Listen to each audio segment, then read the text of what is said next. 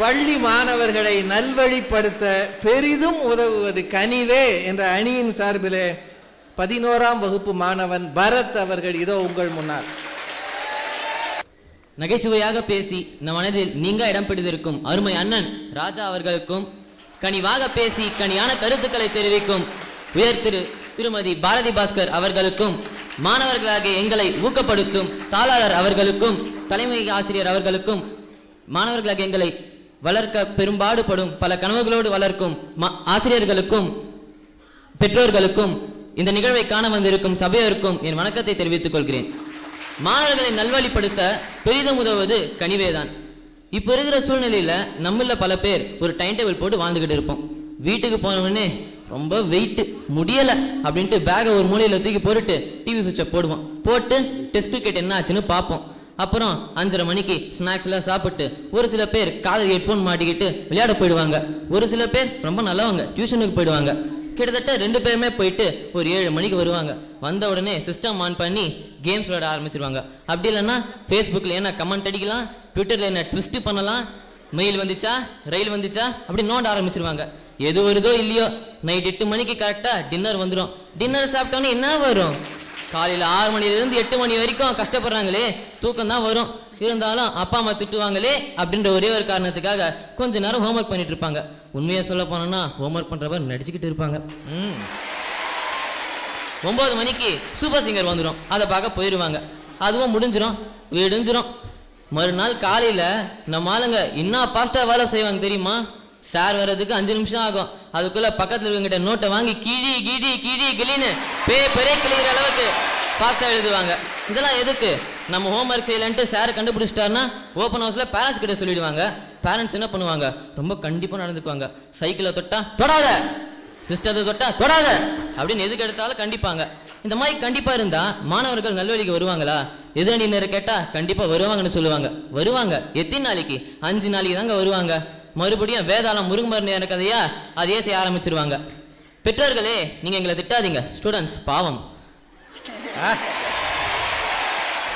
நீங்க கனிவா எடுத்து சொன்னீங்கன்னா அவங்க புரிஞ்சுக்குவாங்க. தம்பி, உங்க அப்பா வந்திருக்காரா? அவருக்கு அங்க சொல்லலைன்றது இங்க சொல்றீங்க. சரி சரி, கவனிப்பார். கனிவா எடுத்து சொன்னீங்கன்னா நாங்க கேட்டுப்போம். இவன் என்ன சின்ன பையன், இவனுக்கு என்ன தெரியும் அப்படின்னு கேட்காதீங்க. நானும் ஒரு மாணவன் தான், நானும் இதே உலகில் தான் வாழறேன். ஒரு மாணவன் நல்வழியில் போகணும்னா அவனுக்கு 3 விஷயம் கண்டிப்பா இருக்கணும். முதலாவது கல்வி, 2வது பெரியவர்களுக்கு கீழ்ப்படிதல், 3வது ஒழுக்கம். நன்னூலில் என்ன சொல்லப்பட்டிருக்குன்னா, ஒரு மனிதன் நிழலை போல ஒரு ஆசிரியர் நிழலாக ஒரு மாணவன் அவரை தொடர்ந்து சென்று கல்வி கற்க வேண்டும் அப்படின்னு சொல்லியிருக்கு. அப்படி ஒரு மாணவன் ஆசிரியரை தொடர்ந்து சென்று கற்றுக்கணும்னா அந்த ஆசிரியர் எப்படி இருக்கணும்? கனிவா இருக்கணுங்க. கண்டிப்பாக இருந்தாருன்னா இவர் விட்டு எப்போதான் போவோமோ அப்படின்னு தான் நம்ம மனசில் தோணும். அந்த மாதிரி ஆசிரியர்கிட்ட அந்த மாணவன் ஐயத்தை போக்கிக்கவே 5000 முறை யோசிக்க வேண்டியதாக இருக்கும். அந்த 5000 முறை யோசிச்சு முடிக்கிறதுக்குள்ளேயே நம்ம என்ன டவுட் கேட்க வந்தோம் அப்படின்றதே மறந்துடுவாங்க. அந்த மாதிரி ஆசிரியர்கிட்ட கற்றுக்கிற கல்வி கூட நிலையானது கிடையாதுங்க. எக்ஸாம் பேப்பர் எழுதி கொடுத்த உடனே மொத்தத்தையும் கிளாட்டி கொடுத்துட்டு வந்துடுவாங்க. ஃபியூச்சரில் என்னடா இதுன்னு கேட்டால் கஜினி மாதிரி பேன்னு முடிப்பாங்க. ஆனால் கனிவான ஆசிரியர் இருந்தார்னா அந்த நிலையை வேறங்க. அவர் அடுத்து என்ன கான்செப்ட் சொல்லுவார் அப்படின்னு தான் நம்ம ஞாபகம் போகும். அப்போது ஒரு இன்ட்ரெஸ்ட் இருக்கும். அந்த இன்ட்ரெஸ்டோட நம்ம படிக்கிறப்போ அந்த ஒவ்வொரு வார்த்தையும் நம்ம லாங் டேர்ம் மெமரியில் சேவ் ஆகிடும். நம்ம ஃபியூச்சரில் எப்போ ரீகால் பண்ணணும்னு நினச்சாலும் ரீகால் பண்ணிடலாம். நம்மளாம் ஜான் லூயிஸ் சார் மாதிரி ஆகிடலாம். அது என்ன பாடத்தில் வருதா? சுயமாக படிச்சதா? அடுத்த ரொம்ப முக்கியமானது பெரியவருக்கு கீழ்ப்படிதல். நம்ம தாளாளரையாவே ஒரு உதாரணமாக எடுத்துக்கலாம். நம்ம தாளாளரையா ஒரு இங்கிலீஷ் ஸ்டூடெண்ட், நம்ம சாலான் பப்பையா ஒரு தமிழ் பேராசிரியர். ஒரு இங்கிலீஷ் ஸ்டூடெண்ட் தமிழ் பேராசிரியரோட கிளாஸுக்கு போனார்னா தமிழின் சிறப்பையும் தாண்டி அந்த தமிழ் பேராசிரியரோட கனிவு தாங்க காரணம். அதனால தான் நம்ம ஐயா அடிக்கடி சாலான் பப்பையாவை நம்ம பள்ளி கலைச்சி அவருக்கு மரியாதை செலுத்துறாரு. கடைசியா ஒன்று சொல்லிக்கிறேன். மதம் என்னங்க சொல்லுது? எல்லா மதமும் ஒரே விஷயத்தை தான் சொல்லுது, அன்பை வலியுறுத்தி தான் சொல்லுது. கனிவால் எதையும் மாத்திடலான்னு சொல்றாங்க. கனிவால் எதையோ மாற்றும் போது மாணவர்கள் நல்வழியில் படுத்த முடியாதா? கண்டிப்பா படுத்த முடியும். மாணவர்கள் நல்வழியில் செல்லணும்னா அது கனிவால தான் முடியும். நன்றி. பரத் ரொம்ப அழகான ஒரு தொடக்கத்தை இந்த பட்டிமன்றத்துக்கு கொடுத்திருக்காரு. பட்டிமன்றங்கள்லயே ஒரு விஷயம் மட்டும் நினைவு வச்சுக்கோங்க, முதல் ஆளா பேசுறது ரொம்ப கஷ்டம். அது காத்தோட சண்டை போடுற மாதிரி.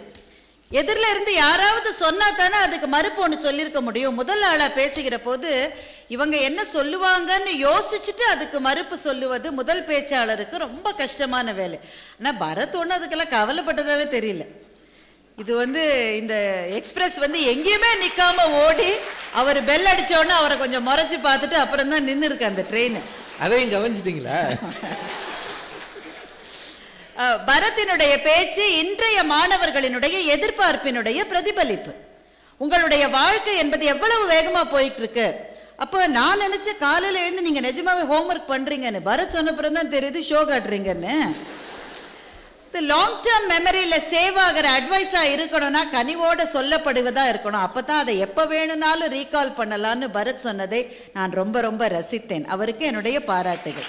எது புத்திசாலித்தனம் அப்படின்னாக்க நமக்கு பக்கத்துல இருந்து உதாரணங்களை எடுத்துக்கொண்டு பேசுவதுதான் புத்திசாலித்தனம். பாதி பேர் நம்ம ஊர்ல பேச்சாளர்களை நீங்க பாத்தீங்கன்னா ஒபாமாவை நான் கேட்கிறேன் நீங்க தனியா பேசிட்டு இருப்பார். அண்மையில இருக்கிறவர்களை பத்தி பேசினா தானே ஒரு கனெக்ட் கிடைக்கும் இல்லையா? இப்போ நம்முடைய பள்ளி தாளாளரையே எடுத்துக்குங்க. பாப்பையா சார் அவர் இன்னமும் எப்படி நினைவில் வச்சிருக்காரு, அதற்கு கனிவு தானே காரணம். ஏன்னா எங்க நடுவரை பார்த்தா அவர் கண்டிப்பான ஆசிரியரா இருப்பான்னு கற்பூரம் அணைச்சு சத்தியம் பண்ணாலும் யாரும் ஒத்துக்க மாட்டாங்க. கனிவு தானே இவ்வளவு நீண்ட கால அந்த நட்புக்கு அடித்தளமாக இருக்கிறதுன்னு சொல்லி மிக அழகான ஒரு தொடக்கத்தை பரத் இந்த பட்டிமன்றத்துக்கு கொடுத்திருக்கிறார். சிறப்பாக பேசி அவருக்கு எங்கள் இருவரின் சார்பிலும் வாழ்த்துகள், பாராட்டுகள். அது எப்படி கனிவுன்னு சொல்ல போச்சு, கண்டிப்பு தான் என்று அதை மறுப்பதற்கு வருகிறவர் கீர்த்தனா. வாங்க. பெருமை மிக்க தமிழுக்கு மேலும் பெருமை சேர்க்கும் நடுவர்களுக்கும் எனது இனிய ஆசிரியர்களுக்கும் மற்றும் என்னுடன் பயிலும் சக மாணவ மாணவியருக்கும் என்னுடன் பள்ளி தாளாளர் அவர்களுக்கும் முதல்வர் அவர்களுக்கும் மற்றும் இங்கு அமர்ந்துள்ள ஆண்டோருக்கும் சான்றோருக்கும் என் பணிவான வணக்கங்கள். என் எதிரணிக்காரர் சொன்னாரு கனிவான டீச்சர் வேணும்னு. அப்படி ஒரு கனிவான டீச்சர் கிளாஸுக்கு கண்ணா ராசா படிடானா. எது ராசாவா? படிடானா படிப்பீங்களா? படிக்கவே மாட்டோம். அதுவே ஒரு கண்டிப்பான டீச்சர் ஏய் புக்கை எடுக்கிறியா இல்லையா அப்படின்னா அந்த பயத்திலாச்சும் எடுத்து படிப்பீங்கல்லங்க. குதிரைக்கு கடிவாளம் போலங்க மாணவனுக்கு கண்டிப்பு. கடிவாளம் எப்படி குதிரையை வழிநடத்தி செல்லுதோ அதே மாதிரி தாங்க கண்டிப்பா ஒரு மாணவனை வழிநடத்தி செல்லுது. சரி, நம்ம சன்பீமிய ஒரு உதாரணமா எடுத்துக்கலாம். நம்ம டீச்சர்ஸ் நம்ம கிட்ட சொல்லி பார்த்தாங்க காப்பி அடிக்காதரா காப்பி அடிக்காதரான்னு. யாருன்னா கேட்டீங்களா? கொஞ்ச நாள் பார்த்தாங்க, தூக்கி போட்டாங்களே ஒரு குண்டு சஸ்பென்ஷன். அப்ப அடங்கினீங்கல்ல, அப்ப வந்துச்சுல நம்ம சன்பீம்ல சேஞ்ச். இதுல இருந்தே தெரியுதுல கண்டிப்போட எஃபெக்ட். அதுல இல்லங்க டிஃபெக்ட். சரிங்க, கனிவு எங்க இருக்கணும்? அது அம்மா கிட்ட இருக்கலாம், அப்பா கிட்ட இருக்கலாம், ரிலேட்டிவ்ஸ் கிட்ட இருக்கலாம். அதுவே மாணவன் கிட்ட இருந்ததுன்னு வச்சுக்கோ சுத்தம் யாருமே உருப்பிட மாட்டோம். சரிங்க, பெரியவங்க சும்மாவா சொன்னாங்க அடி உதன மாதிரி அண்ணன் தம்பி கூட உதவ மாட்டான்ட்டு? பெரியவங்க சொல் கேட்டு நடங்க எதிரணிக்காரர்களே. சரி, கண்டிப்புக்கு பெயர் போனது நம்ம சன்பீம். அப்படிப்பட்ட சன்பீம்ல 4000 கணக்கான மாணவர்கள் படிக்கிறோம்னா அதுக்கு என்னங்க காரணம்? எங்களை இங்க சேர்த்த பெற்றோர்கள் தெரியும் எது எங்களுக்கு நல்லதுன்னு. அப்ப அவங்க தேர்ந்தெடுத்தது கனிவா கண்டிப்பா? கண்டிப்பு தானங்க. ஒரு வினாடி கண்டிப்பில்லாத சன்பீம் நினைச்சு பாருங்க. கோவிந்தா கோவிந்தா கோவிந்தாரா. சரி, அவங்க கண்டிக்கிறாங்க, இவங்க கண்டிக்கிறாங்க, அம்மா கண்டிக்கிறாங்க, அப்பா கண்டிக்கிறாங்கன்னு புலம்புறீங்களே, கொஞ்சம் யோசிச்சு பாருங்க. அதுக்கு பின்னாடி இருக்கிற அக்கறை தெரியும். சரிங்க, இந்த தலைமுறை மாணவர்களுக்கு கனிவுதான் வேணும் அப்படின்னு பேசிட்டு போனாங்க. ஆசிரியர் கேளுங்க, வீட்டுல 1-2 பிள்ளைங்க வச்சிருக்கவங்களாம் சந்தோஷமா இருக்கான். ஸ்கூல்ல 45 பசங்க வச்சிருக்காங்க. அடக்கிறதுக்கு 40 பாடு இருக்கு. ஐயோ,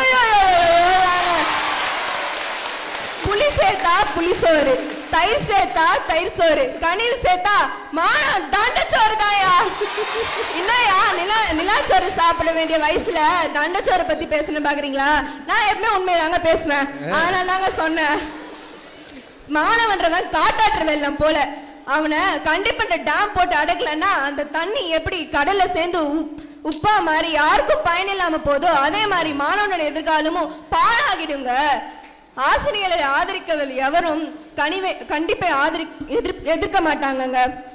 இந்த உண்மையான நிதர்சனமான உண்மையை பேசுறேன் எங்களுக்கே வெற்றின்னு கூறி விடைபெறுகிறேன். நன்றி, வணக்கம். அருமை.